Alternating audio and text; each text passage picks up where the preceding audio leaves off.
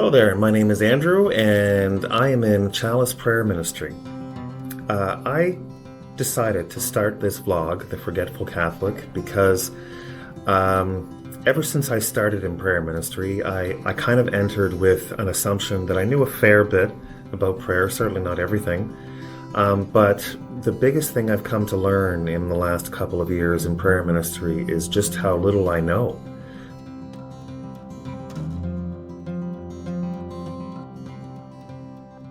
Prayer is kind of a funny thing. It can be the simplest of things because it really is just talking and listening to God, or it can be the most complicated thing. We can make it complicated.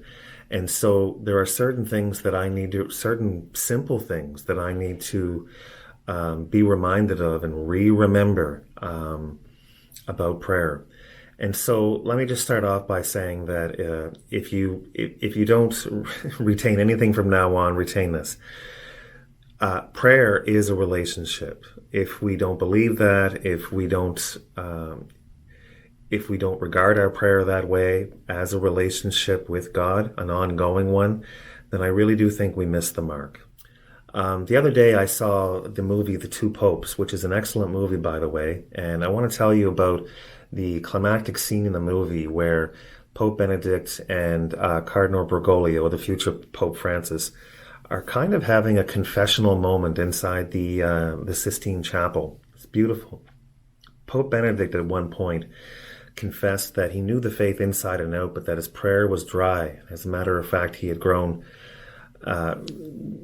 he felt that God had gone away from him, that he was no longer hearing God's voice. He even confessed that he hid behind his books. He hid behind the truth so that he wouldn't have to do the hard work of living the truth. I think he was being a little hard on himself, but he was being confessional. And I'll never forget what Pope Francis said in reply. He said, "The truth may be vital, but without love it is also unbearable." So perhaps you've heard the saying, speak the truth, but speak it in love. That makes all the difference. No one cares how much you know until they know how much you care. 1 Corinthians says, "If I speak in tongues of mortals and angels, but do not have love, I am a noisy gong or a clanging cymbal. And if I have prophetic powers and understand all mysteries and knowledge, and if I have all faith so as to remove mountains, but do not have love, I am nothing. If I give away all my possessions, and if I hand over my body so that I may boast, but do not have love, I gain nothing." And I have to tell you, I've often found that way, where I've tried to serve people out of an empty cup, so to speak. I didn't fill myself with prayer. I didn't go back and I didn't speak with God and spend time with God before I tried to serve God's people. And so that's kind of an introduction to our prayer series and our journey through prayer together.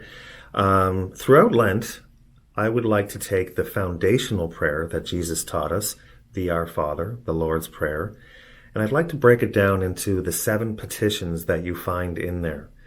The reason being is I think this would be a great way to start because, like a child, we need to, without reserve, run to Our Father, without even thinking. It needs to become instinctual. And so there's no shame in asking for things. It was one of the saints, I can't remember his name now, who actually said that we are beggars before God, and that's okay. God wants us to come to us with what we need. So next week, we will start the Our Father, and it's a good way to start off Lent. And we'll talk about the first petition, which is, "Hallowed be thy name." Doesn't sound like a petition, but it actually is, where we are asking that our lives may live up to God's name, that the saving power of God's name may be made alive in us at all times.